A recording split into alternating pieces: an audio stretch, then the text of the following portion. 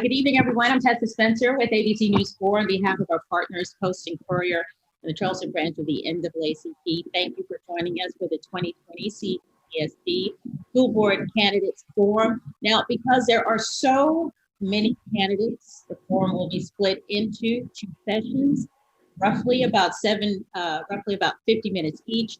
The first group will be made up of candidates representing West Ashley and the Peninsula. The second, that will begin immediately after the first round, 8 or so, will include the candidates that represent. Now, each group of candidates will be asked the same questions by our two panelists for tonight's forum that I'd like to introduce to you now. Skylar Koff from the Post and Courier, and also Dot Scott from the Charleston branch of the NAACP. Thank you for joining us tonight. Now, before I read the rules for tonight, I'd like to introduce the candidates representing West Ashley and Peninsula in alphabetical order.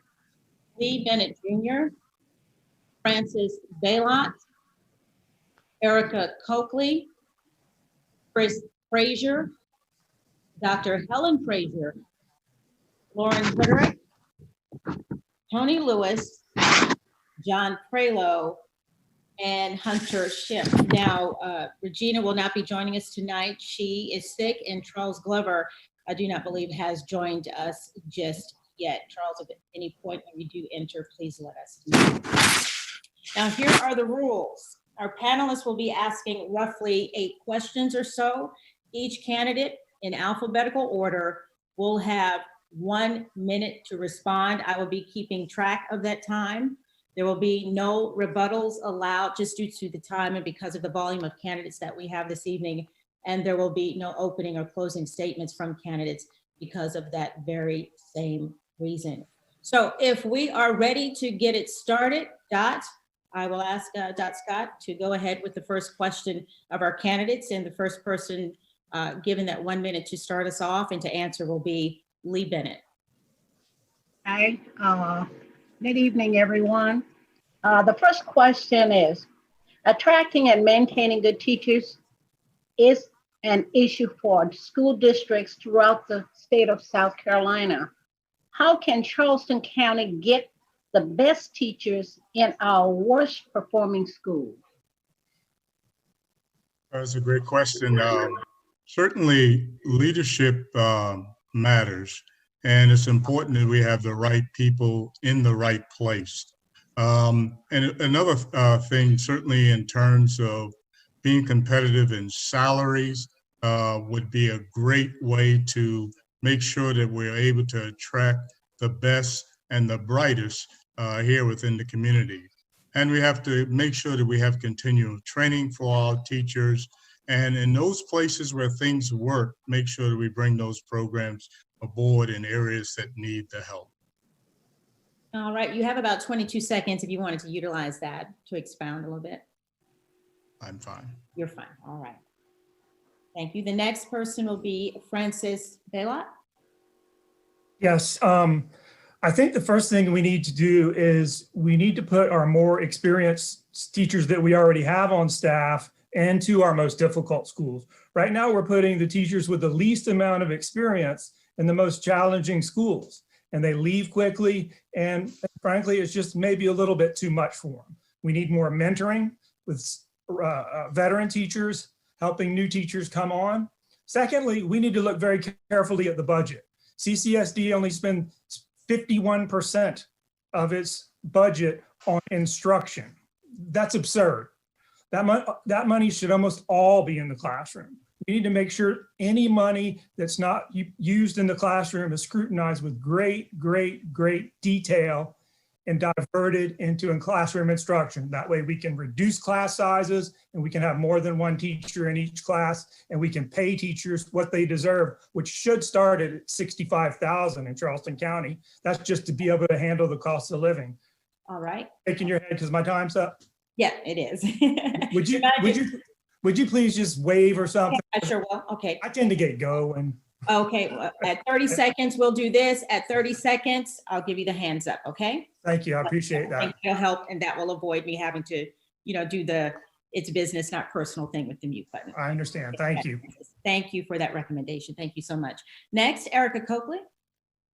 Good afternoon. Thank you for doing this, Tessa. I almost think that there shouldn't be any worse or failing schools.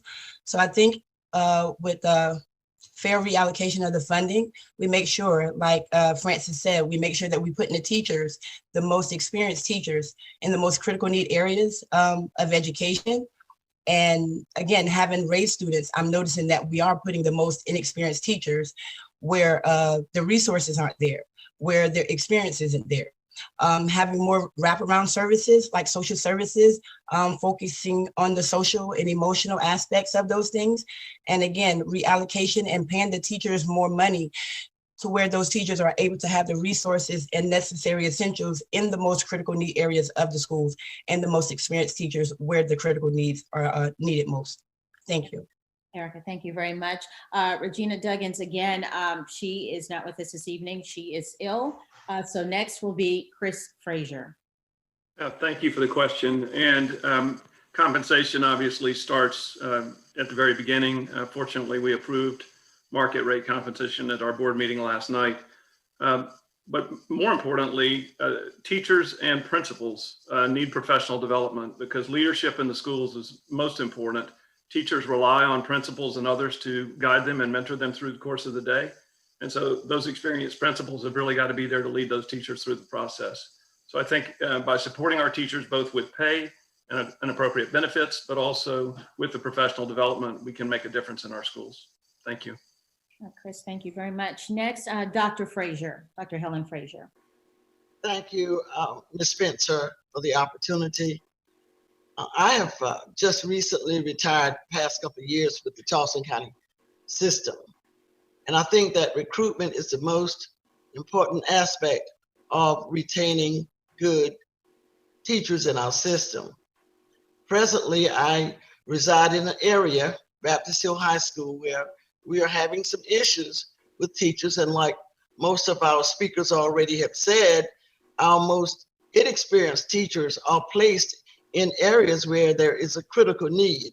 And what we need to do, we need to expand our recruitment efforts and then pay teachers according to the work that they perform. All right, Dr. Frazier, thank you. Candidate Charles Glover, also not with us this evening, so that means we move to Lauren Frederick. Lauren? Thank you, Tessa. First, we have really amazing teachers throughout our district.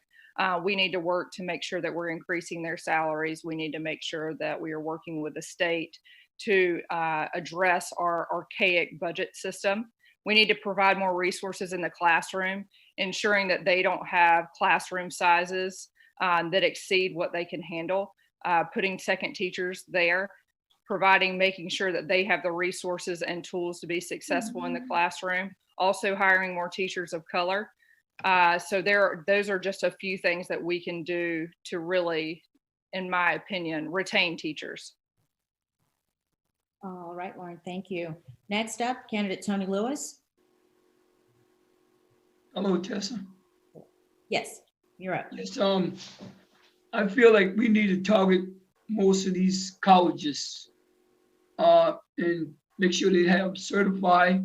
Not only that, we need to make sure we bring leaders in there by bringing the principals that's going to attract teachers, leaders as in the budget for them, make sure they have the adequate funding to cover these teachers. Because if you're paying them well, they wouldn't mind coming to the schools, okay? And we need to like I said, target our colleges, okay? That's what I feel. Because if you want the best, you got to pay to get the best. Okay, thank you. Next, John Prelo. We're going to have to, hold on one second, Mr. Prelo. I'm going to have to get you unmuted, ask to unmute. Okay. Hold on. That should be, it's not, hold on one second.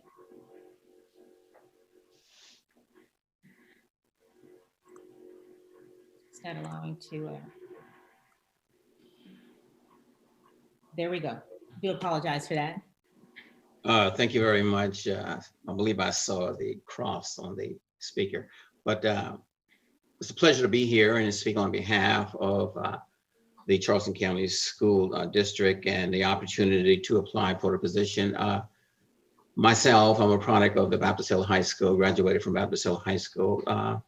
And I know how difficult it is for a child to obtain an education. And one of the important things that I see within the Charleston County School District is that statistics have showed that 75 to 80% of our teachers that are working within the school, or people, not just teachers, but people work in jobs that they're there because of the salary. But that's not the case with the teachers. Teachers need to be paid more for what they do in dealing with the children.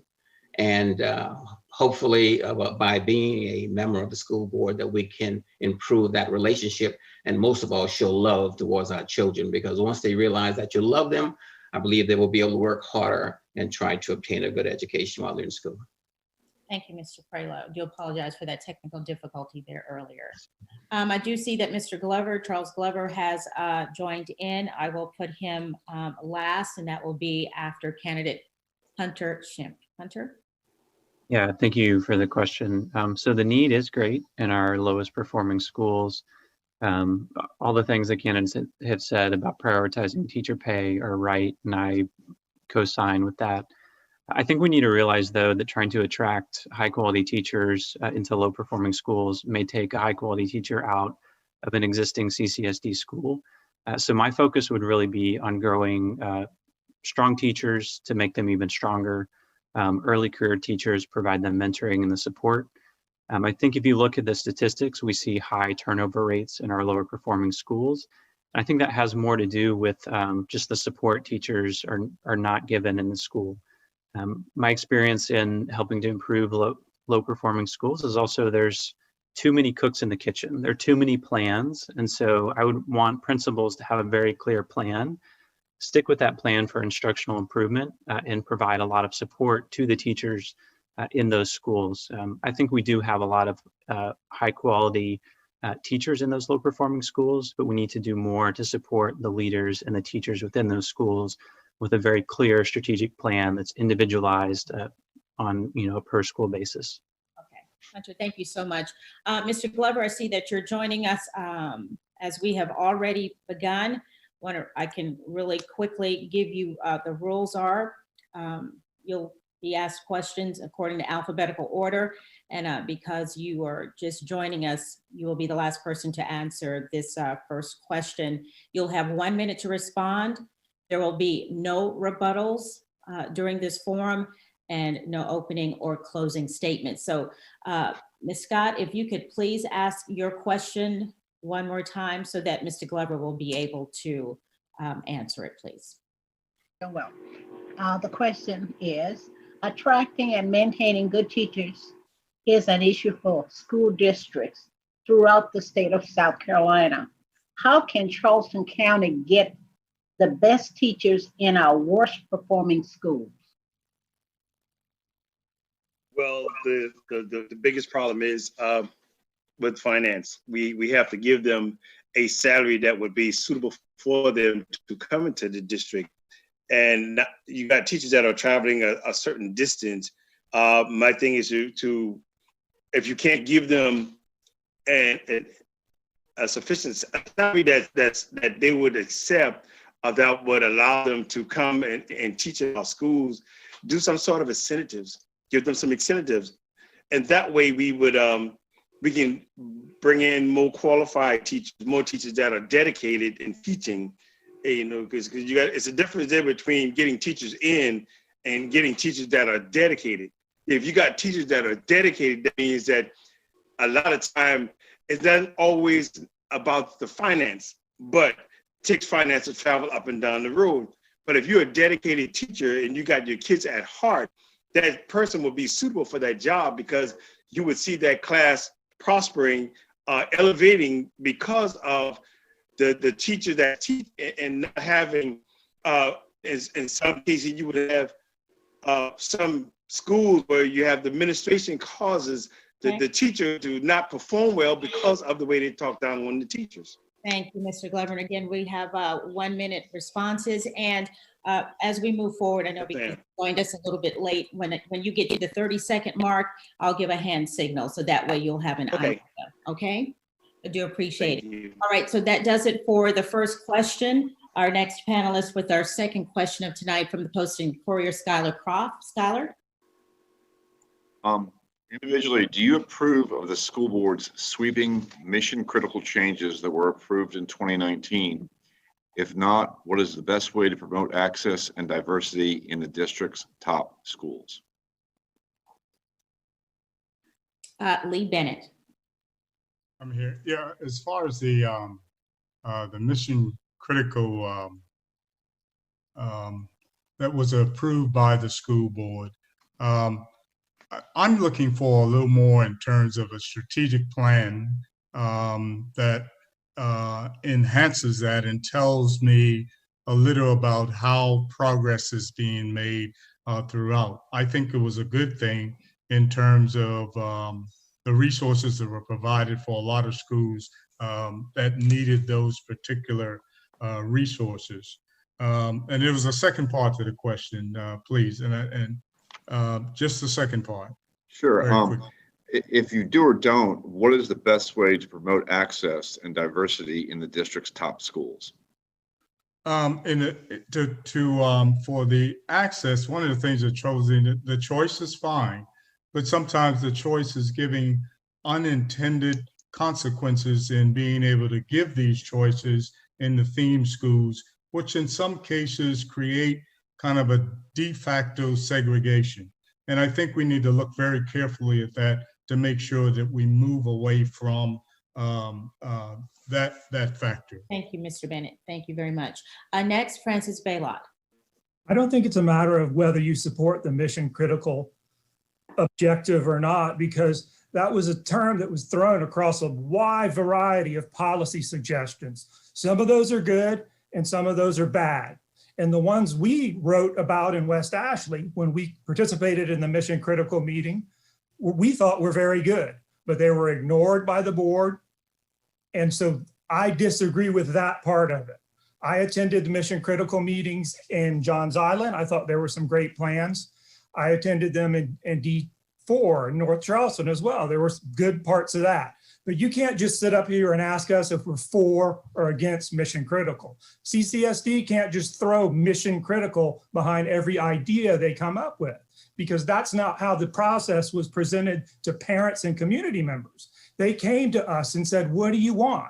Do you want this? Do you want that? We said no, we said yes, and they ignored most of it. So that's the problem. Some of those things are good, and we don't need to have top schools anymore. We don't need to have 3 or 4 schools that 50,000 kids are fighting to get into. That's what we need to move away from. You might be able to get 30 more abused. You might be able to get a handful of kids. Time is up. But that's enough. Okay, I'm sorry. Thank you. I was very close. Again, Regina Duggins is not here with us this evening. A 1 minute question. Okay. Up next is Chris Frazier. Thank you. As I've already stated, I'm generally in favor of the mission critical objectives. Mr. Frazier, I do apologize. It's Erica. I'm sorry. Erica? Okay, I thought I missed something. Like Francis said, I came in on parts of the mission critical. There were some parts that were good. There were some parts that were bad. The way they ignored us, I guess, would be the part that we didn't really agree with. Again, there should not be only 4 schools that are top priority that our children are trying to get into. We have 87 schools in Charleston. That's why I don't agree with some of the things that are going on right now. We need to make sure that all of our children, that all of our schools are top priority, that we're not taking away and parents are having to choose and pick and go to make sure that our children are getting valuable educations. We should be able to just send our children to school, and we should be able to get effective quality education, no matter what school we put them in Charleston County. All right, Erica, thank you very much. Now, Mr. Frazier, your turn. Thank you. Sorry about that, Erica. Yeah, so I would just say I'm generally in favor of the concept of increasing diversity and opportunity. And I was, as I've said before, generally in favor of the mission critical direction But it's like anything else, and others have said already, there's always unintended consequences. So I think a move has been made. Should we go back and refine and observe and see what consequences were done? Yes. Certainly all of us on this call would agree that every school should be good and every student should have an opportunity for a great education. So I think that, you know, it's work. The thing we didn't do well is manage the communication process with our community. We've got a lot to learn in terms of how we communicate with the community and engage them. And I think that's a process that we've got to continue to refine. And I'm hopeful we can get a little better at that. Thank you, Mr. Frazier. Dr. Frazier. I think that mission critical was a great idea in the beginning. I was excited that we were moving away from having a dual system in the Charleston County school system. However, community engagement was a complete failure. And what it did, it alienated the community from the administration so that we had people who did not support the plan. When you do not have your community involved, then your plan does not work. Again, I say it was a great idea, but we did not accomplish the mission. Thank you, Dr. Frazier. Mr. Glover. I feel that the different meetings that was held in the communities and my personal opinion, I felt that meeting was just to hear ourselves, just to voice our opinion, but none wasn't taken in. And I think what they should do is if they would just go and take their time and straighten out what's going on in the district across the board, all the schools on the same level, all the schools treated the same, instead of trying to divide the different district because of different schools. And I think that things would work out. I think it would work out if they would do just that. But as far as, you know, agreeing and disagreeing, I think it's just to hear ourselves, really, because it's not going to go anywhere. Okay, thank you. Ms. Everett? Yes, thank you. I am a proponent of the mission critical. Like several candidates have said, I think that there were some missteps in the process and that communication and transparency were lacking. I was really pleased with a lot of recommendations that came out of the downtown task force. I was a part of that, that Darren Goss led. And I enjoyed the community involvement within that task force. I do think that the district made some decisions prior to those recommendations being released that really hurt the process and really gave kind of the mission critical effort a bad name. So I think that we can really build off of the foundation that was set for mission critical and get back to the community and make sure that our community their voices are being heard for this process moving forward. Thank you, Ms. Herderick. Mr. Lewis? Yes, ma'am. I was on the mission team. Matter of fact, I was chairman of the District 20 board, and as everyone said, you know, we spoke, the community spoke up, but they were not included. And then before anything was worked, we have to have everybody on the same wavelength. Everybody have to be inclusive, okay? And for us to have this diversity in our schools, we have to make sure all our scholars and students are afforded the same education, no matter what their zip codes are, okay? If you want it to work, you have to make sure all of them have the same tools and resources straight across the board because it's taxpayers' dollars, okay? All right, thank you. Mr. Prelo. The problem with the Charleston County schools, as far as the academically with those children and not performing to the level that they should, is that the mission critical was actually developed because of desperation.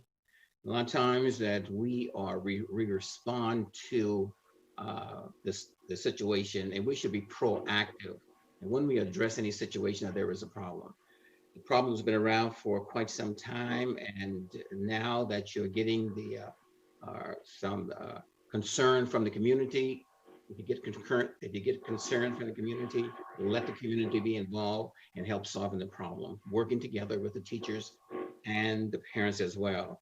And as far as accessing the information or the curriculum with the schools that are passing, I think they should work together, find out what's working with the schools that are passing, and then those 13 schools that are failing, implement a program or similar program so they can be able to stay on the same board and the same level. All right, Mr. Prelo, thank you very much. Mr. Shin. Yes, I was supportive of Mission Critical. I think any effort to solicit community input and community voice is a good effort, especially when it involves setting the strategic vision and mission of the district. I think the biggest takeaway for Mission Critical, honestly, was just the real-time data of where students are. Mission Critical gave a very clear focus that in Charleston County schools, we have to improve student outcomes for all students in every school, and we have to diversify our schools. So I think those two takeaways were very clear and important. All the things that have been said, there have been missteps on execution, communication around Mission Critical, and those things need to improve.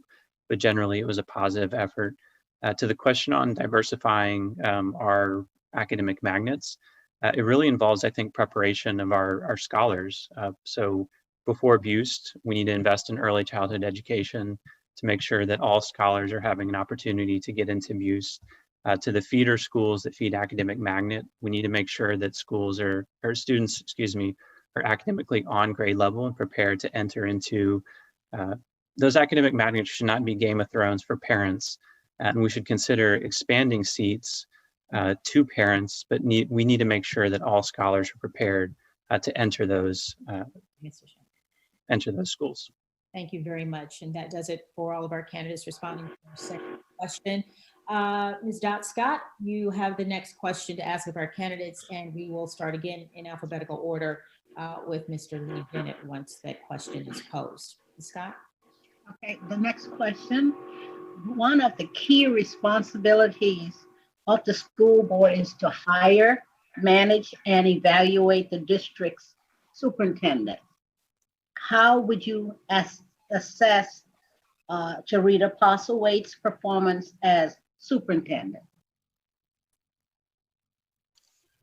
Well, for me, I have to be very honestly, as a new candidate coming in, I have not been afforded the opportunity to, kind of generally assess what's been going on with the superintendent, other than from outside sources. So as for me, I would reserve the right to have an opportunity to observe before making a comment in that regard. Thank you. All right, Mr. Bennett, thank you. Mr. Baylock. I met with the superintendent when I ran in 2018. I was open-minded and positive because she's a very accomplished and intelligent woman. We had a very long conversation, and in the conversation she mentioned that she suggested that we were lucky because everyone knew CCSD was a mess. Nobody wanted to come work here, and that we should be just happy to have her. I think she's done an awful job. I think the key job of the superintendent is to communicate and is to show leadership. She has not done that. And during the pandemic, the recovery from the pandemic, no parents knew anything about anything, anytime. And that just goes to show that she's not the right person for the job. All right, Mr. Baylock, thank you. Ms. Coakley? Coming into this as a first-time candidate, having my kids been under,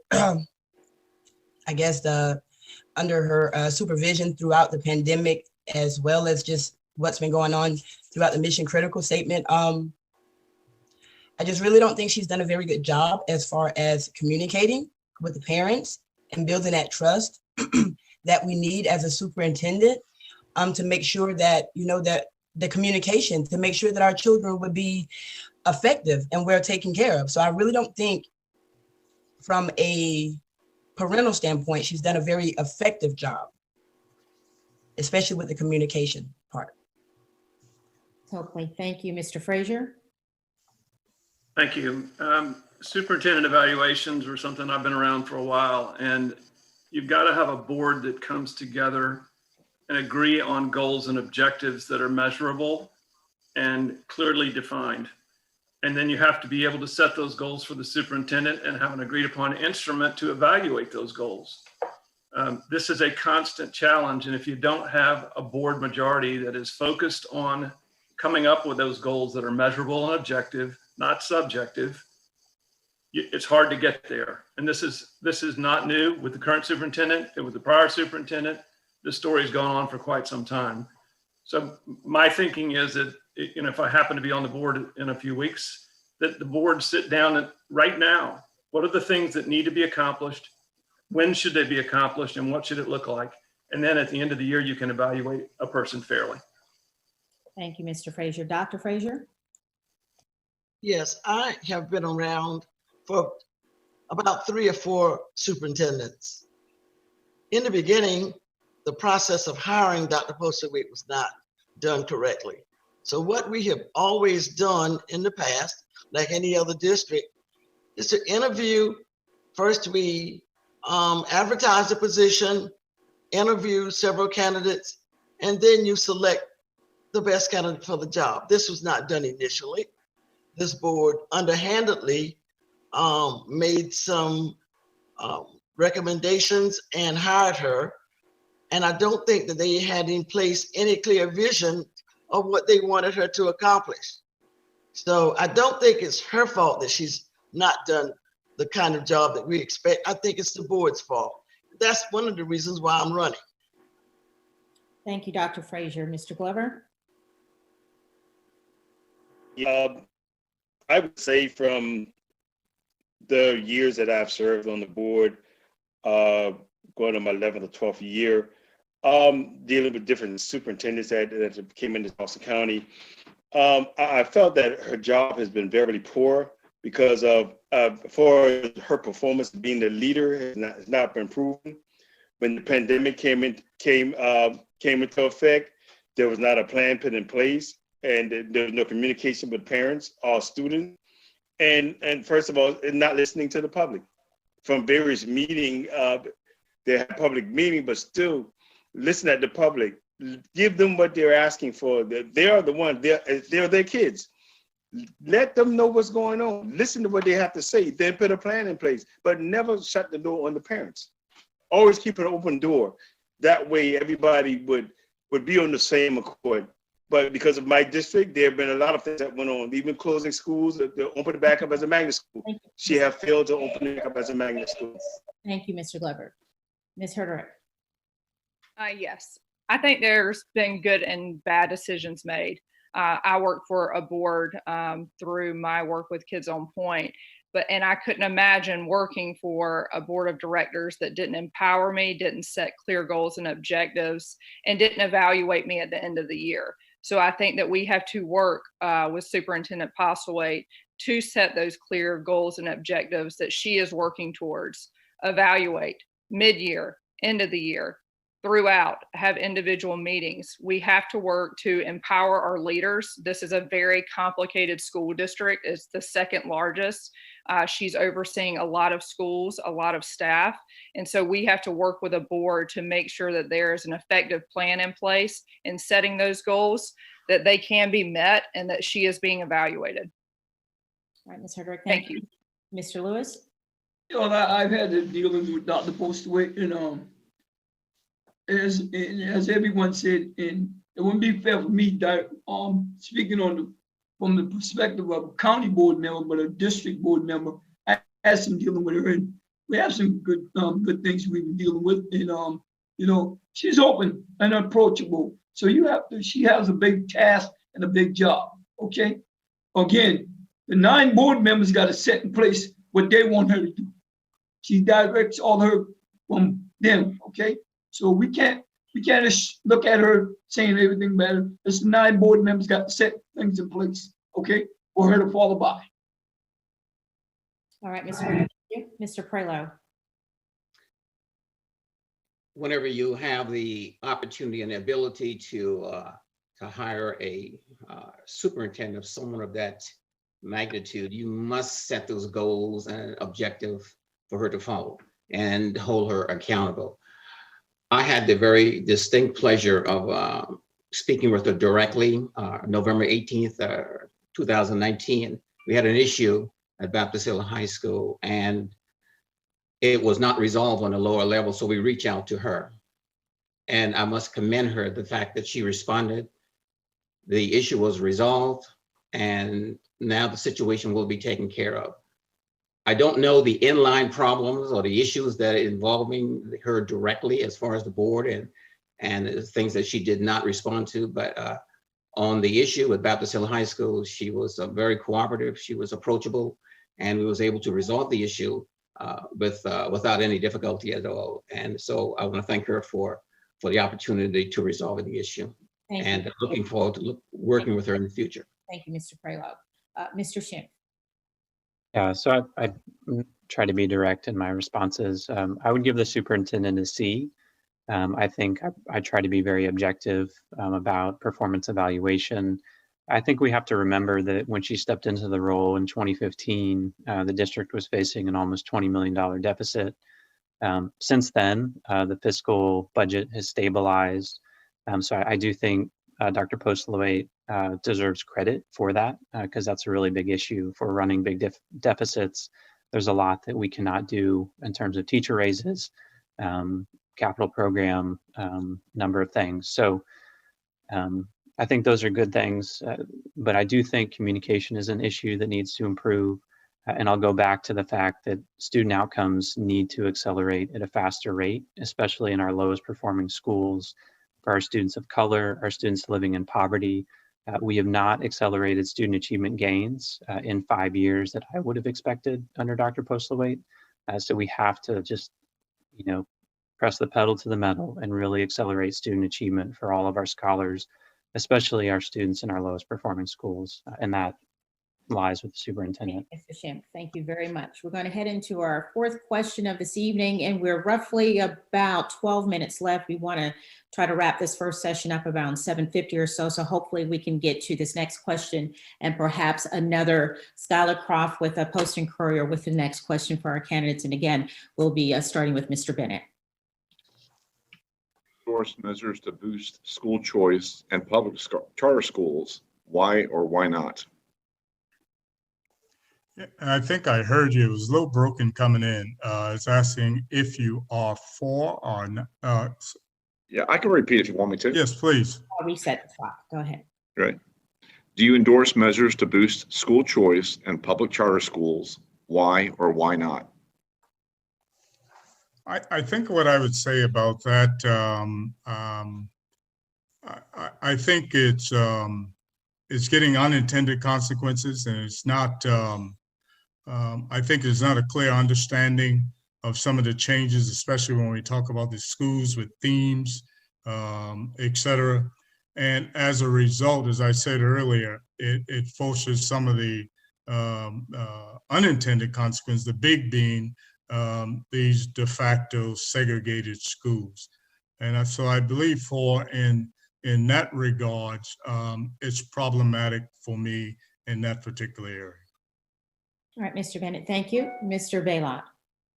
Charter schools, magnet schools, and choice schools are great opportunities for laboratories to experiment with new curriculum and try different things. That to me should be their purpose. And once you develop a curriculum in a magnet choice school, for example, like Ashley River Creative Arts, you should work hard to replicate that throughout the district instead of letting it sit there for 18 years with an 1,000 kid wait list. So it's not a matter of, are you for choice or against choice? I don't like the way you keep framing these questions. It's more complicated than that, much more complicated than that. All right, Mr. Baylor, thank you. Ms. Coakley. I don't like when parents have to pick and choose for education. I do believe that if all of our schools, especially our neighborhood schools, become choice schools like all of our schools, and if parents have real choice as far as deciding where their children go, then I'm with it. But I'm opposed to anything that takes away from our public education, and that's what's happening right now. So any charter schools, any voucher programs, any privatizations of the programs that are what's happening right now, that's taking away from our public schools, and that's what's giving parents the the time where we have to pick and choose an education, and I don't think that's fair. So I don't agree with anything that takes away from public education, effective quality public education. Thank you. Thank you, Ms. Coakley. Mr. Frazier. You know, we shouldn't have to make choices, I think is the point. You've heard it said in different ways. If all of our schools are operating at a high level and we're operating with consistent curriculum, well presented across the district, parents of students won't feel like they have to choose something different. Having said that, if there are schools, to Mr. Baylot's point, that have got it figured out, do more of it. Why in the world would you not replicate something that's going well? So I think if we can do that across the district and have 80 high-performing schools, people won't have to leave their zip code where they live or their neighborhood. They can go to the neighborhood school and get the same education they can anywhere else. And that's what should be the objective. Thank you, Mr. Frazier. Dr. Frazier. Yes, I spearheaded a group 3 years ago to start a charter school. We were approved by the state. And unfortunately, when we presented it to the board, it was denied by the board. And what has happened with the charter school movement is that it has now turned into a system of segregating our schools. Presently, in the Charleston system or in the state system, your charter school should have a percentage of students that resembles your population. And that's not happening here. And what we have here in the area where I work, Hollywood, South Carolina, we have a dual school system where our charter school is predominantly white and our public school predominantly Black. So if we're going to do this the right way, then I think that we have to have people who are going to set the rules, and then we have to make sure that those rules are followed. Thank you, Dr. Frazier. Mr. Glover. My thing on that, I would always say, why is it that we have to have choices of school? Everybody pays tax. Everybody has kids in Charleston County. Why is it that you even want to create a charter or one of the other schools or Montessori school? If every school in this district was treated the same, if every school in this district would have the same funding, if every school in this district had everything that they need for their students, then we shouldn't have to go through this. And that's why we need to have the board situated where we can make the right decision for our kids in our district, because now we are failing to educate our kids because of that, not being equal. Thank you, Mr. Glover. Ms. Hedrick. Yes, I am a proponent for school choice. I don't feel like education is a one-shoe-fits-all approach, but I think we have some clear issues with our school choice system here in Charleston, and a lot of that revolves around access. So we really have to get to some of the underlying issues for access, like having pre-K programs so students are ready to enter kindergarten, ensuring that transportation is there for students to access magnet schools. And I'm not just talking about a centralized pickup, that they have access to their homes, that they have access to technology, and that those resources are provided so all students have the ability to attend those schools if that's what their parents and the students prefer. Thank you, Ms. Hedrick. Mr. Lewis. Yes, ma'am. Well, I'll go back. Thank you. Charter schools. I'm worried if it's going to help all scholars and students. Let me share with you. Charleston Development Academy.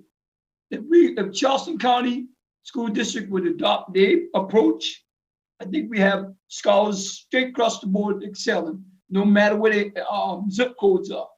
Because as they say, when you go to charter school, you're disassembling other scholars from whatever their zip codes are. And I'm tired of the zip code thing, okay?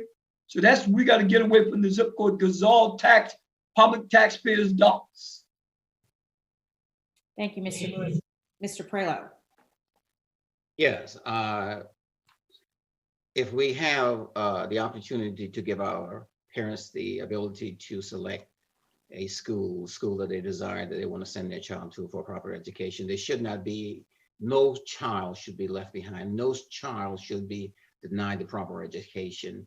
And if that's the school or a school, a magnet school or a private school or a charter school, or those are the schools that if parents want to send their child, they should have the opportunity to do that. They should not deny access to those schools as well. It should be open to every parent, every child that wants to receive a proper education, and so that child can be able to graduate and be able to, once that child graduates, to be able to take care of themselves and lead a productive life. Everyone should be afforded the same opportunity. No one should be left behind. Thank you, Mr. Prelo. And Mr. Schimpf. Yeah, so I don't think school choice is a silver bullet where we can just wave a magic wand and say more school choice, because they're not good charter schools, they're not good magnet schools. I think the focus has to be on higher quality schools across the board. I personally am neutral around governance type, whether it be charter, magnet, district managed school. And so my school board platform has been about investing in our neighborhood community schools and our schools of choice. The things that have been mentioned about access and equity are very true. We have to always maintain that with a lens with all of our choice schools. We have to realize too, though, that family income is a matter of school choice. And there are certain families who have the financial ability to buy into a neighborhood that gives them access to a higher quality school. And I think in terms of equity, we need to be sure that all parents across the district have access to a high quality school, whether that be their neighborhood zone school or a school of choice. And that has to be the focus of the district and the board, ensuring that we have a great public school for all parents. Thank you, Mr. Schimpf. Thank you very much. And in the essence of time, I know that I said at the beginning that we wanted to wrap about 7:50 so that we can get the second half of our forum started by 8. It is now 7:48. We do not have enough time for one more question. Unfortunately, that does it for Park District School Board candidates. Thank you to our candidates representing West Ashley and the Peninsula. Thank you so much for joining us this evening and taking time out to speak to your constituents. And we do wish you all the best of luck. Thank you all. Thank you all for having us. Thank you. Thank you. Thank you. And of course, as our first group of candidates get ready to leave the room, we will be ushering in some fresh faces for you. A much smaller group, the candidates that will be representing North Charleston, they're all vying for seats there. That would be Chris Collins. Kristen French will not be able to join us this evening. She's not feeling well. Joining us tonight, there will also be Kevin Hollenshed, Charles Monteith, and who I see who's already in the room, and Courtney Waters as well. So we can take this brief intermission and we'll get started again at 8 p.m. with our candidates from representing North Charleston for the Charleston County School District candidate seats there. School board. Thank you, Tessa. Good night, Tony. Thank you so much for joining. Thank you, Scarlett. Thank you, President. Scott. How can you forget? No, my mind. Listen, man, I'm about tired. My brain tired. I'll be in the street at 6:30 in the morning. Get some rest. Get some rest. I be grinding. I know. Welcome to the grinding club. Yo, guys, okay. Bye. Good night. Night, everyone. Good night, Dr. Frazier. Thank you for joining us. Mr. Prelo, thank you so much. Thank you very much. God bless. God bless. Same to you. And so we'll be getting started here in about 10 minutes. I'm gonna go drink water. Okay. So if anyone needs to take a break or anything of that nature, please do at this time and at least get back with us here in about 5 minutes or so.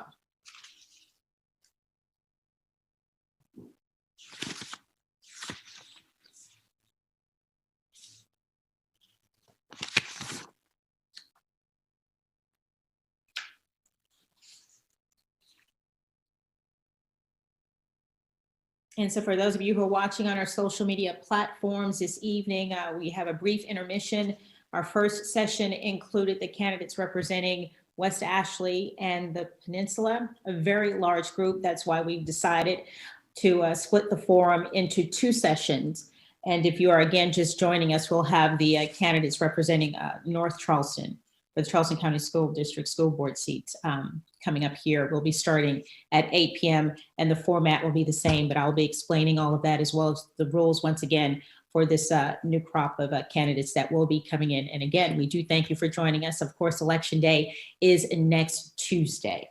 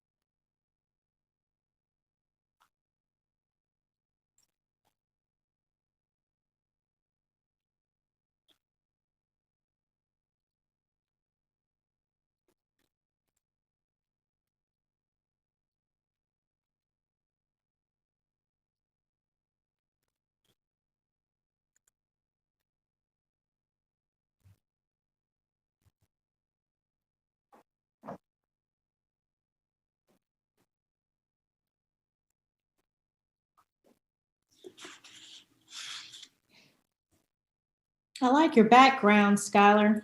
This is our editor's conference room. And so Okay. we've got some good art around here. That's Yeah. alligators and the bridge run and the Oh, bridge neat. itself. So Okay. I like that. Like it a lot. I've got the yeah, revenue. wow, they're everywhere. Yeah. Yep. Notice the Keurig Yep. machine there that hardly gets used since, most are working from home now. So in a conference room as well.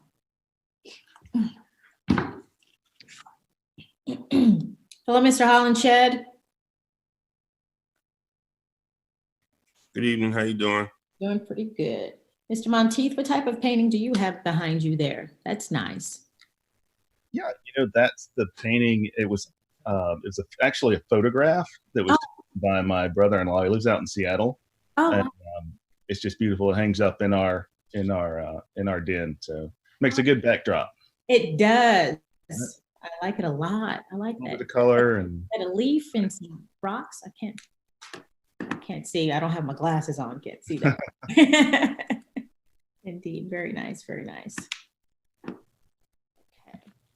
So we are at 7:55. So we have 5 minutes. Hello, Ms. Waters. How are you? I'm well. How are you doing? Doing pretty good. Thank you for joining us tonight. I was just saying we'll get started here in about 4 minutes now. I will repeat the rules once we start broadcasting again, but just to let everyone know, You will answer the questions. You'll be called on alphabetical order. For each question, you'll have just 1 minute to answer each question. Just 1 minute, no rebuttals. There will be no opening or closing statements, okay?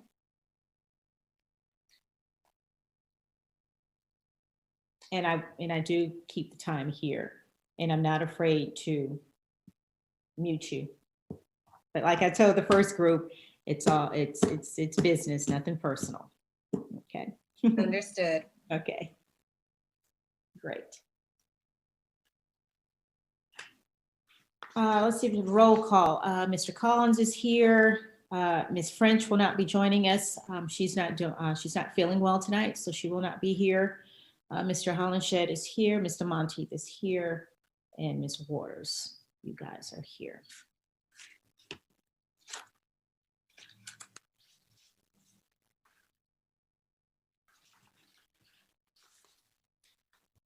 So how many Zoom meetings have you guys done over the course of the pandemic?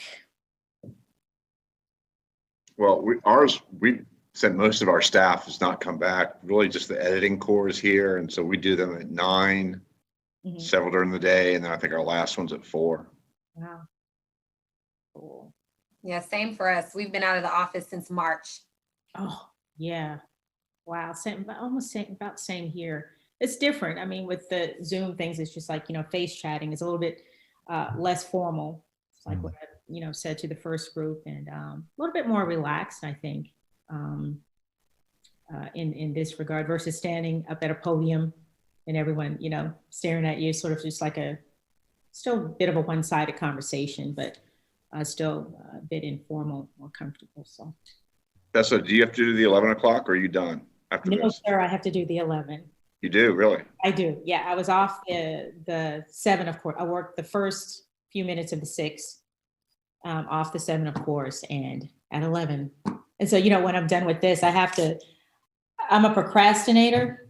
So I've got some training that, that we have to do, like, cyber training where we have to watch the videos and answer questions. So I have like 3 of those to get done before I leave tonight. So once I'm done with this, then I'll grab a quick bite to eat. Maybe eat while I'm doing that before the 11. So, yeah. Yeah, it's okay. It's all good. And then I will need another cup of coffee. I got a flu shot today. Has anyone gotten a flu shot? You have? Last week. Monteith, last week. Okay. Took my daughter. I've got to take myself. Yeah, take yourself. Take yourself. Take yourself. Okay, we got 1 minute here. We'll get started. We'll wait for Ms. Dot to come back unless she's listening. Let's see. Yep.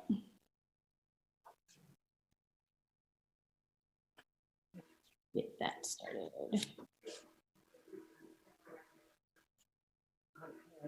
Yeah, I was on the fence about getting my flu shot because one year I got one in the injection site. It hurt for almost a year. It was very tender. So I'm like kind of shy about it, but she did. It was like it was like a split second and it feels okay. Not bad.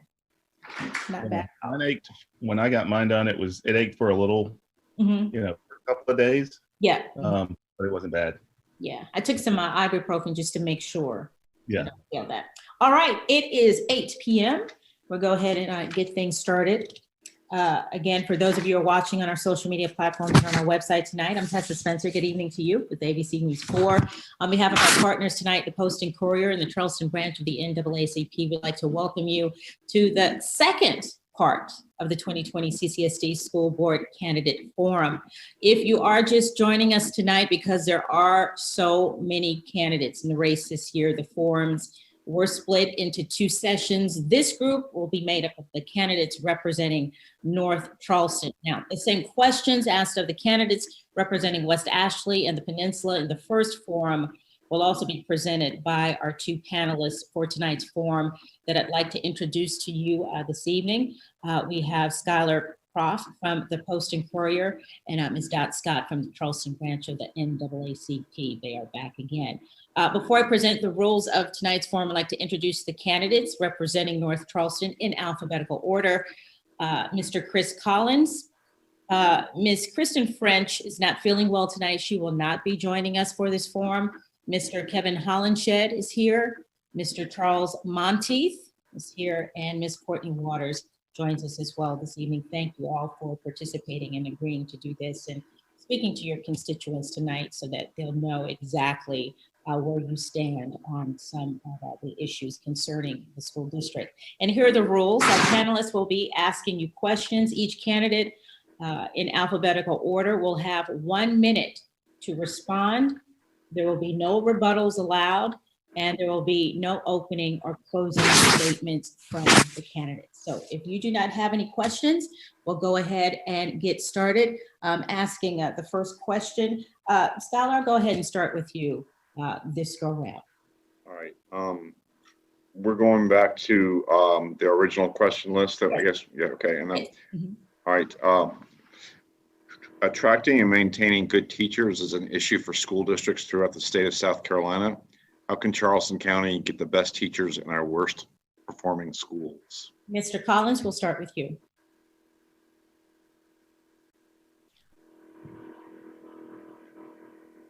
Okay. I guess since there's few of us, we get twice the time. That's only 5 of us. No, 1 minute, because we had to give the first group also. Oh man, like at least 90 seconds. I'm going to start your clock now, sir. Don't eat up your time, okay? All right. So we have already attracted great teachers in Charleston County. You know, in fact, we've paid more money to our science teachers and our math teachers to get them here. So it's not really a matter of finding the best teachers for us, but it's a matter of placing the best teachers where they are needed at. When I say the best, all the teachers have great skills in certain areas, but every teacher is not going to be good at teaching a child reading that's already behind. We have to put teachers where their strengths are, and that's what they excel at. When you put them where their strengths are, if they're good in math, then you put them in the math classroom, the math setting that's equivalent to their strengths. And so we just need to put the teachers, not everybody where they want to go cross county. A lot of people like to go to Mount Pleasant and West Ashley, but we need to put teachers where we need them the most. That's what our problem is. All right, Mr. Collins, thank you. And one thing candidate said I would like to add, I will give you a signal when you're at your 30-second mark, and that you have 30 seconds left. So if you can, just try to pay close attention to your screens if possible. Mr. Hollenshed, you're up next. Well, I take a different approach to this. Good evening. We do attract great teachers. We have raised our pay to be either superior or at length with the other counties nearby. But we have a tendency of placing our inexperienced teachers in the most hardest schools. And therefore, to give you a good example, we place a lot of students from the College of Charleston that do not have any experience in Title I schools. And then we turn over teachers rapidly. We have not done a great job at recruiting teachers from historical Black colleges that deal with kids of our own nature. You know, I'm gonna say this and I'm done. It's like when I started out in law enforcement. We knew what was the best law enforcement agency around the county or around the state that paid well and didn't have any drama, and we migrated to that.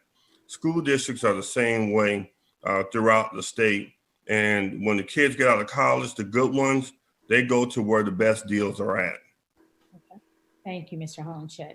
Mr. Monteith. Thank you. I really appreciate this question.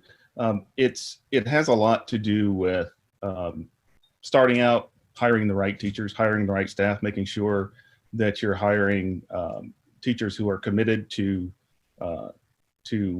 understanding the environment that they're going to be going into, making sure that you're providing orientation and training, cultural competency training, if that's what's needed, because it's so important for teachers to understand the environment that they're going to be going into, as well as making sure you're providing additional professional development, peer-to-peer training between teachers. So it's not just moving good teachers from other schools to schools that need them most, but it's also providing that peer-to-peer training that teachers can bring all teachers up, so that we're not having to move teachers around a lot. We've got teachers who are training other teachers and are being compensated for providing that leadership at their schools and across schools throughout the district. That's the focus should be on bringing all the schools in the district up to an even level. Thank you very much. Ms. Waters. Thank you, Tessa. I think the issue is multifold. I think one, we have an issue getting teachers of color into low performing schools, which tend to have majority students of color. I think we do need to, like one of the other candidates said, do more aggressive recruitment from HBCUs. But then I also think we need to incentivize teachers to go to the schools where the talent is needed the most. Oftentimes they're going to take the sweetest deal, which may be in other places, but we aren't equipping our lowest performing schools with the appropriate facilities, the financial opportunities, and the programs that are going to support learning and be an environment that teachers want to go to. So I think once we strengthen the neighborhood schools and make them more attractive, we can get teachers there. But I think even beyond that, recruitment is an issue across the nation. People aren't desiring to enter the teaching profession. And so we're going to need to get creative around where we're looking to find teachers and how we're creating pipelines outside of the normal traditional education preparation programs. All right. Thank you, Ms. Waters. That's all the answers for the first question. Ms. Dot Scott, the NAACP, you have the next question. And again, we'll be starting back in alphabetical order. Mr. Collins will be up first for this one. Thank you and welcome. The question number 2, do you approve of the school board sweeping mission critical changes approved in 2019? If not, what is the best way to promote access and diversity in the district top schools?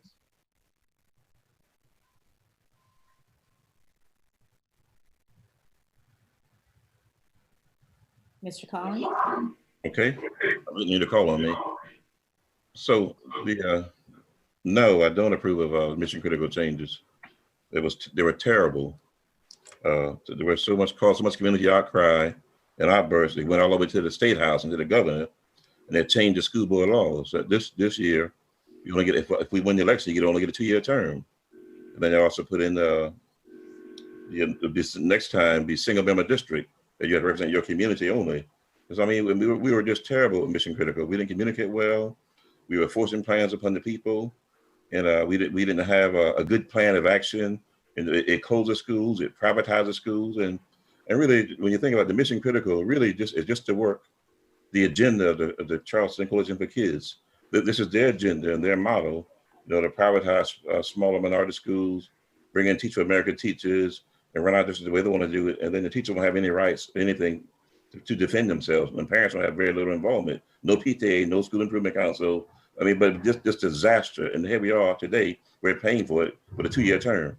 All right, Mr. Collins, thank you very much. Mr. Hollenshed. No, I don't agree with it. I can tell you, it came out of Share Future meeting, which they had 3 scenarios, and the scenario, from what I'm understanding, is called I call it chaos. In other words, they tear everything down and rebuild.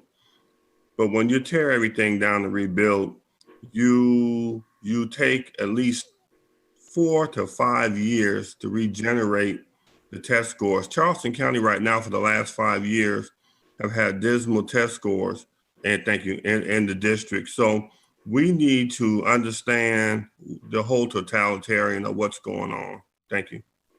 Thank you, Mr. Hollenshed. Mr. Monteith? Thank you. I do support the mission critical items, and primarily because a lot of those really focused on diversity and inclusion in our schools, which I think is so desperately needed. I think it focused on some of the areas of school choice. I think there's more that needs to be done. I think we need to take a look at school choice programs and make sure that those programs aren't exacerbating segregation and race and disparities in educational outcomes. We need to make sure that we're proactively looking at that as we put plans going forward.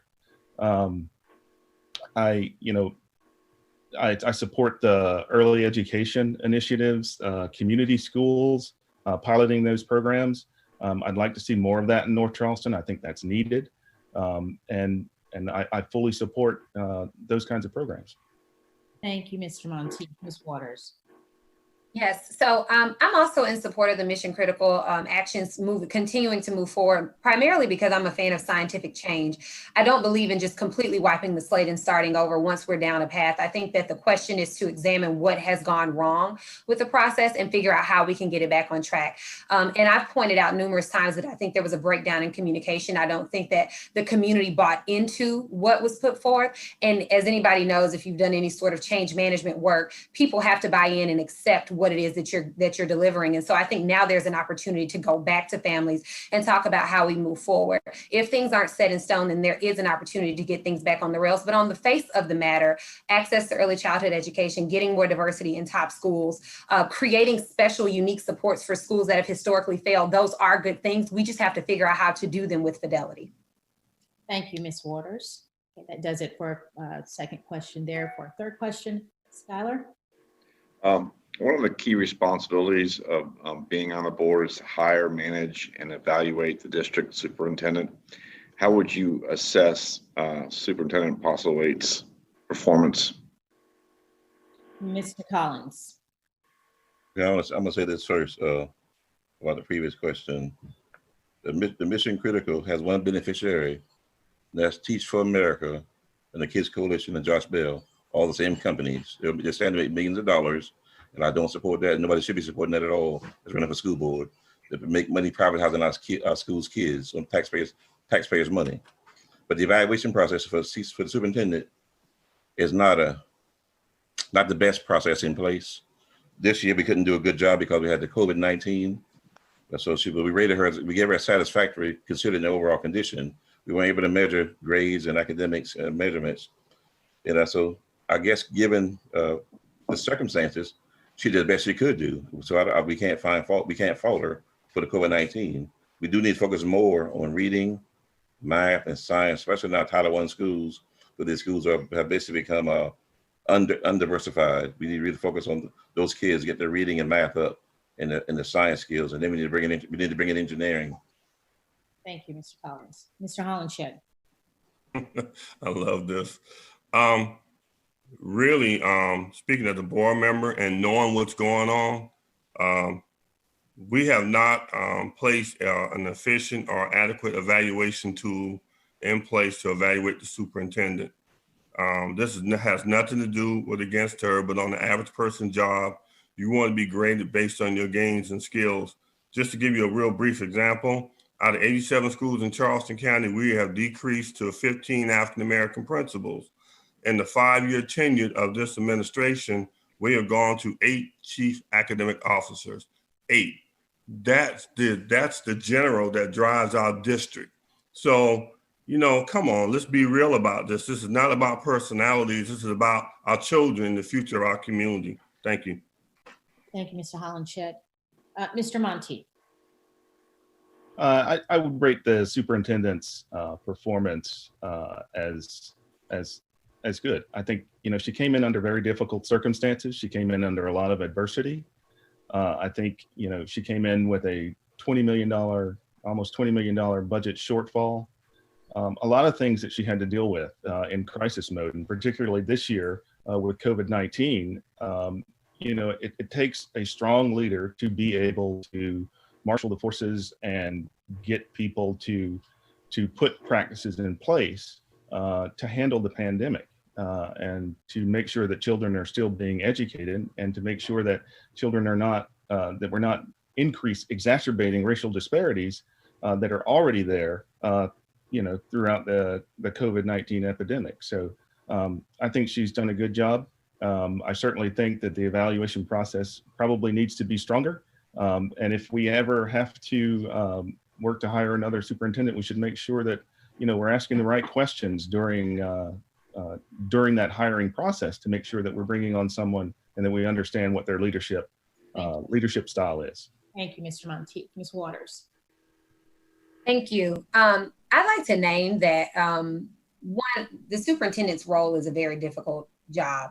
But as in any leadership role, you know, you take on the job and, you know, folks are looking to you to make some progress. And I think that we can safely assume that the job could be, you know, any of us could be doing better, especially when test scores look the way that they do in Charleston County School District. But I do think that it's the role of the board to work with the superintendent and figure out how to support the work that needs to be done. I think a big piece of work that needs to be done is mending fences between communities of color and the school district. I'd also like to add that you know, one of the most difficult things it is to do is to lead an organization when there's terrible misalignment. And so as a board member, I hope to become part of the solution that can help to bring that alignment to fruition and support the work that the district is doing.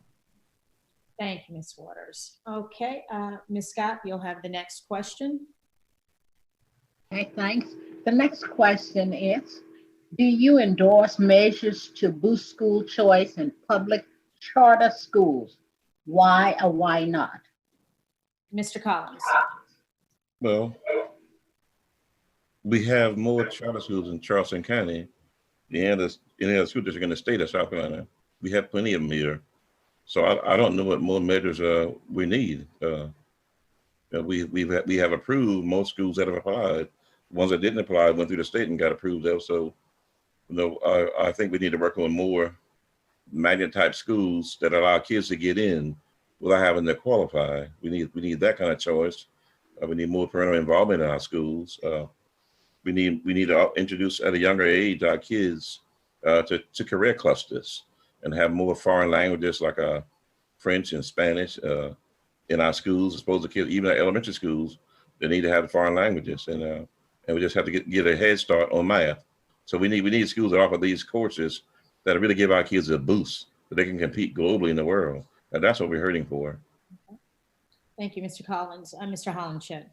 Well, again, I am for the equity in all schools. We don't need to.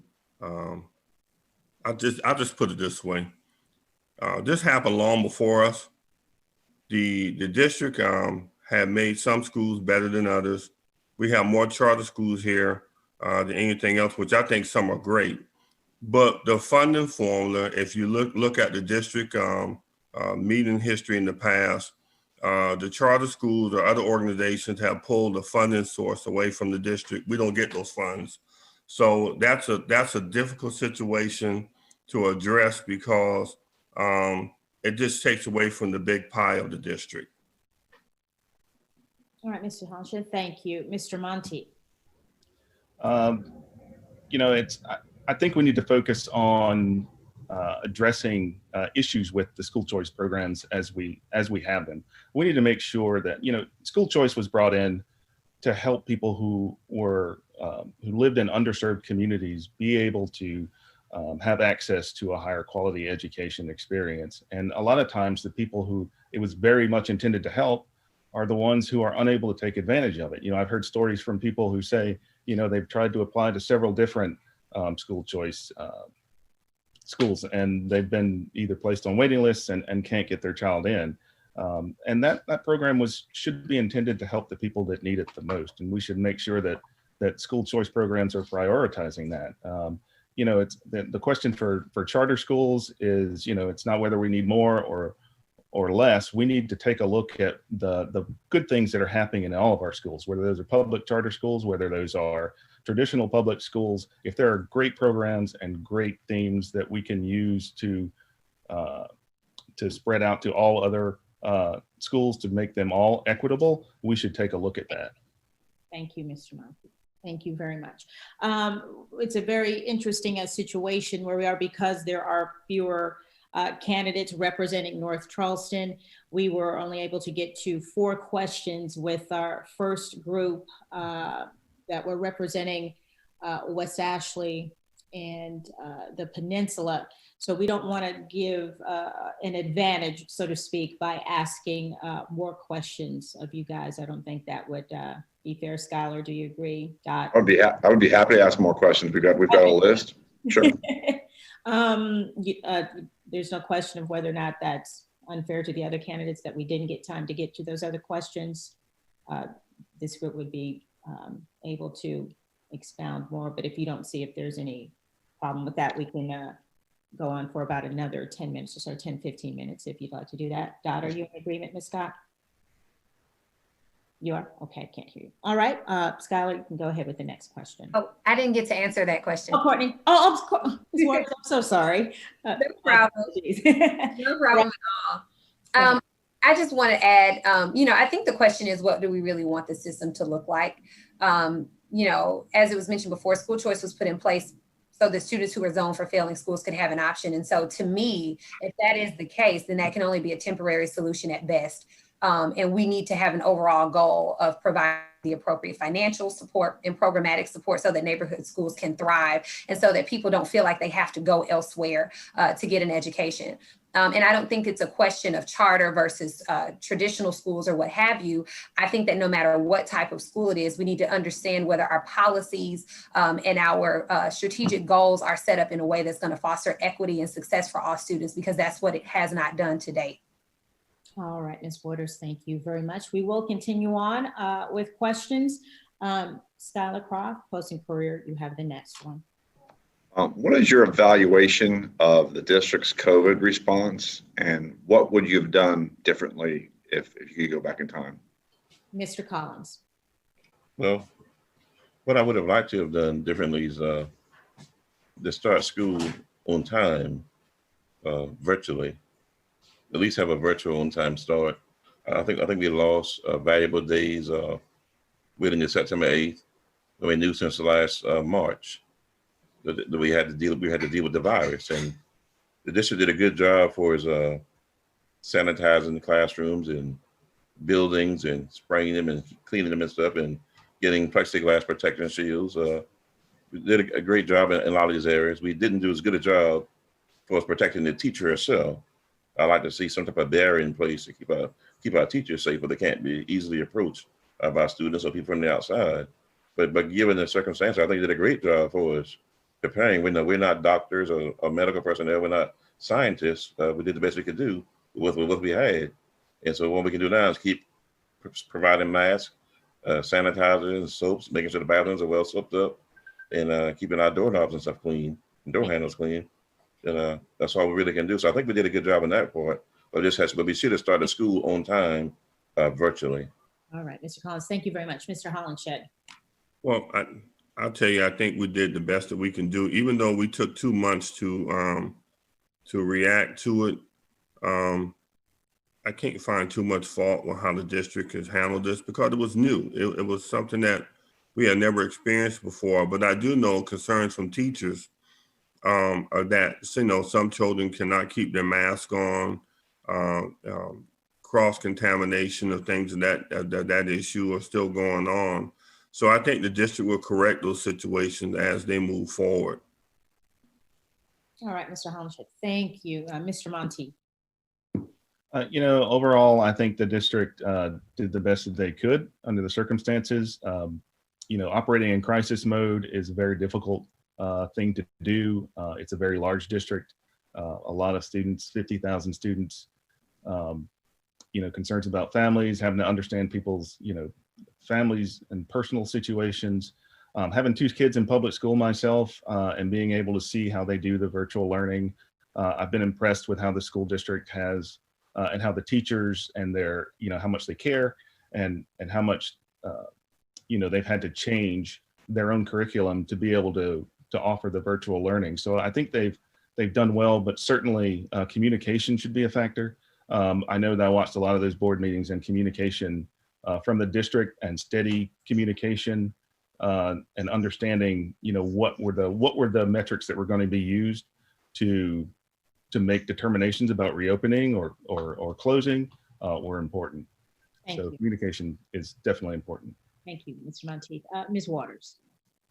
I think, all things considered, the school district did a good job. I think across the nation, we just saw so many districts reeling and having to, quickly put plans in place. But what I will say is that, the board moving forward, whoever gets elected will have the benefit of data and history and be able to look back and prepare for the future for other situations where we're not able to do in-person learning the way that we typically do it. And something else that I really like to see is a survey of the actual experiences of the people who are boots on the ground, the teachers, the students, the families who've been impacted.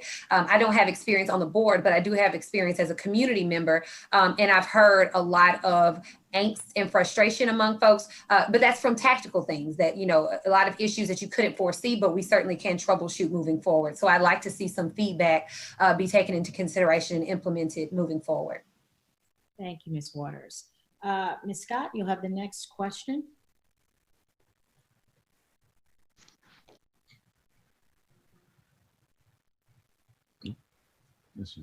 I think we're having some audio problem. I've got to unmute you, Don. Hold on one second. Can you unmute yourself, or do you need me to?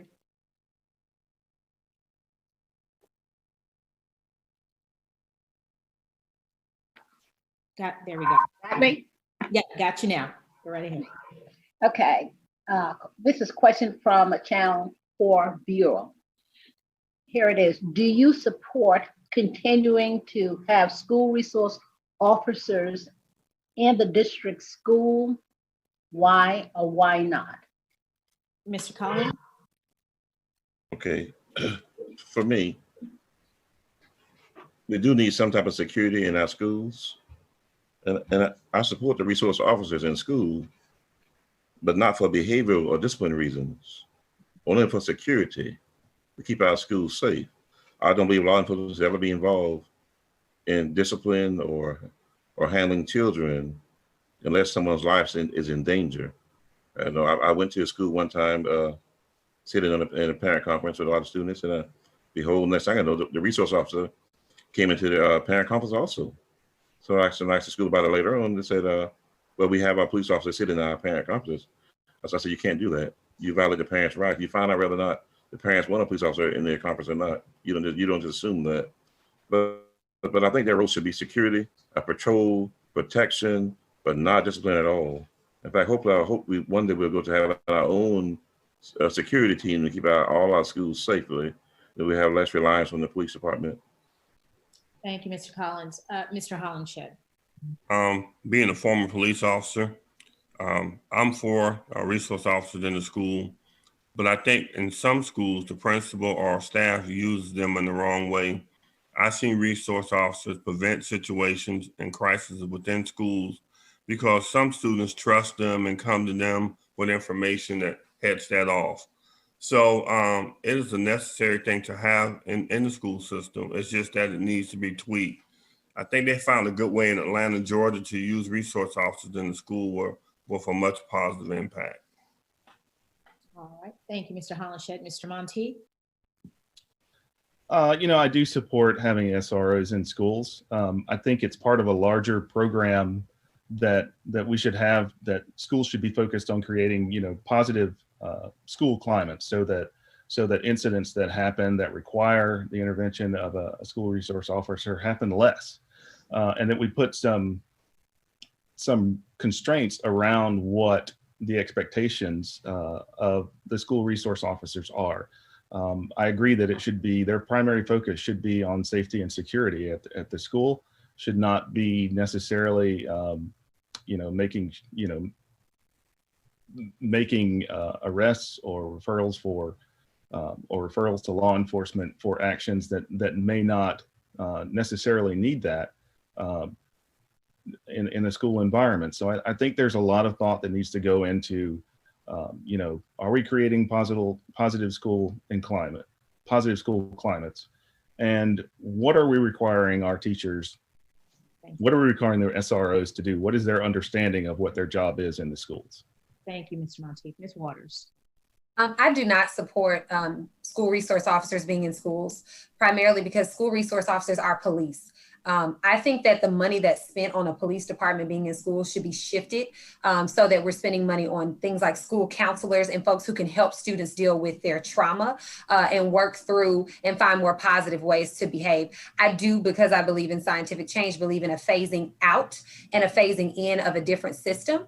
But I think, you know, security is completely different than police being in schools. Instead of being prepared to punish students when they misbehave, we need to be equipped to help them. If school is going to be a place where students are learning, then we need to focus on the whole child, and their social, emotional, and mental health is a part of that. And so I think we need to invest more in actual mental health services, in behavioral intervention services, and not putting police in school to deal with issues as a sort of Band-Aid over a deeper issue. Thank you, Ms. Waters. Skylar, we've got we may have time for this question and another, and we'll wrap about 8:40 or so. This is a question from several Charleston County School District teachers. What is your plan for keeping technology updated in all the schools? How will you ensure that your plan is actually implemented? Mr. Collins. So we already keeping updated technology in our schools. We have Chromebooks, iPads. We spend a lot of money improving our internet. We have hotspots on school buses. So I think we're right on the mark. We have to do more for the people out toward McClellanville and Lincoln area, on further out Mount Pleasant, maybe further out rural West Ashland, maybe toward Edisto. In those areas, Hollywood, we have to improve the signal because there are not very many towers to give a good signal. And the kids are using it on the buses, trying to do homework and stuff like that. Well, some kids from the McClellan area, they ride the bus about 3 hours a day, and plus the wait time. So you say about 3.5 hours, 4 hours a day goes around the bus. So they need that bus, those hotspots, so they can do their homework and communicate with the school. So I think we're doing right now probably as good as we can do until we get more towers in place. All right, Mr. Collins, thank you. Mr. Hollenshed? I think we still have a long way to go on technology. I just had a meeting with the mayor on just this past weekend, and some parents out that way.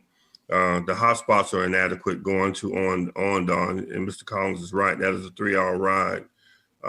But even during the crisis around town, hotspots weren't working. There's room for improvement. And the teacher is right. We need to make sure that we stay on it. We do have Chromebooks and the other technologies, but you know, it's a work in progress. We have to deal with those bugs when they come around and extinguish them. Thank you. Thank you, Mr. Hollenshed. Mr. Monteith. Yeah, I can tell you, working in the software development realm for the past 20 years, technology is super important.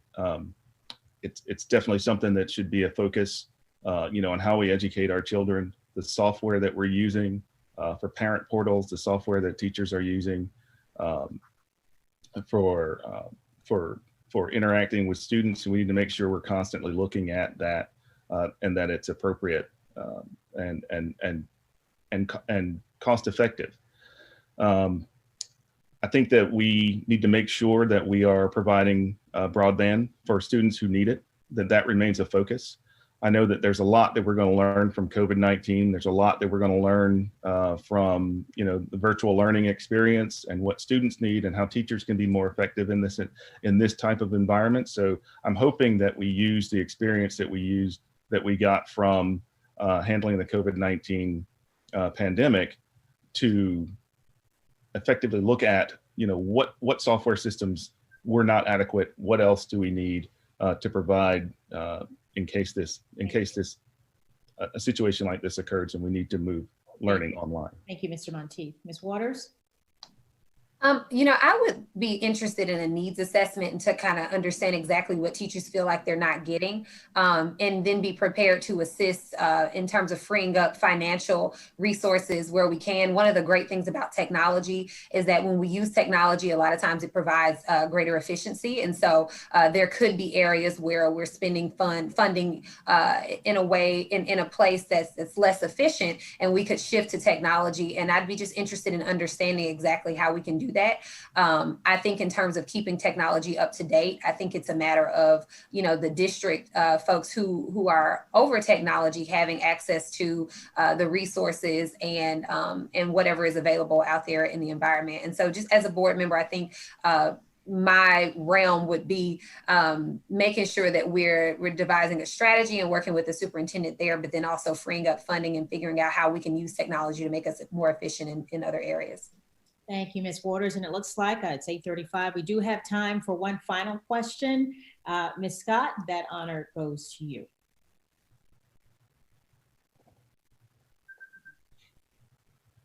We have a mic. You're muted again. There we go. We're there? We are. Okay. Another question from a Channel 4 viewer. Do you support experimenting with single gender schools?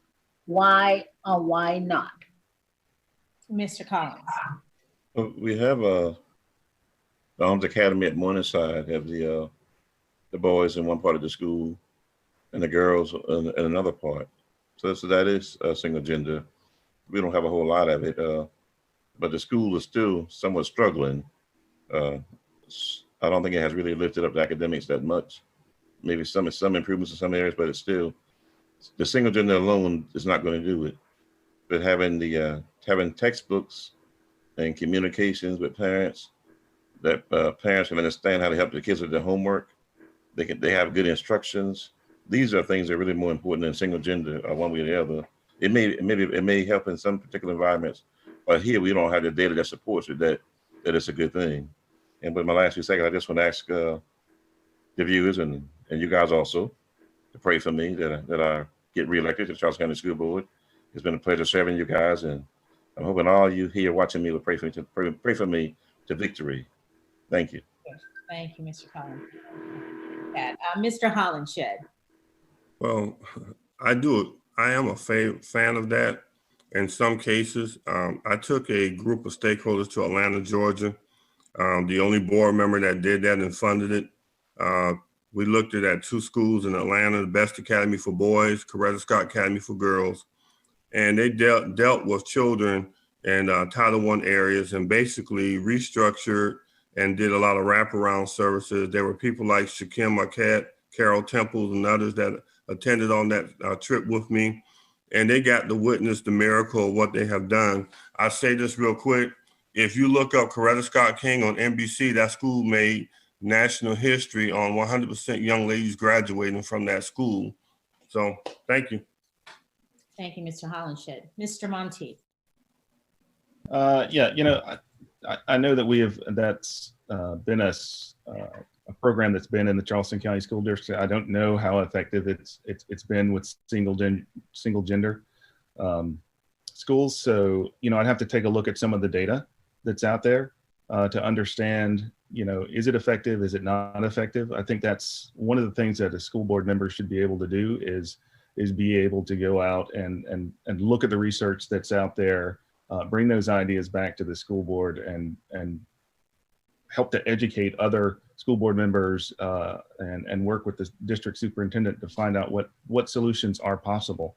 You know, as far as, you know, is that something I would support looking at? I would certainly support looking at the data that's around it. Thank you, Mr. Monteith. And Ms. Waters. So I've been having an issue with experimenting with single gender schools.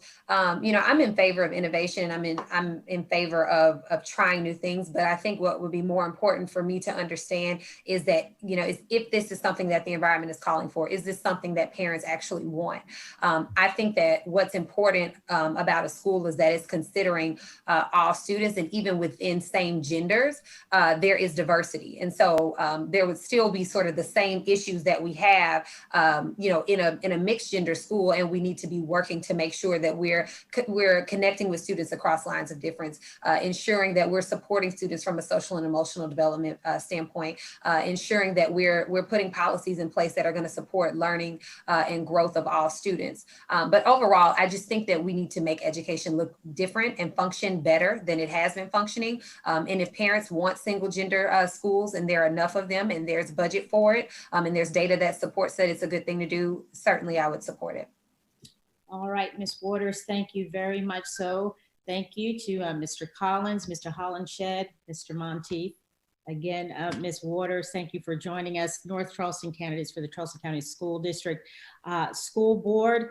That concludes our CCSD School Board Forum for tonight. Earlier, if you're just tuning in, or maybe you caught us a little bit later, we had the candidates representing West Ashley and the Peninsula on earlier.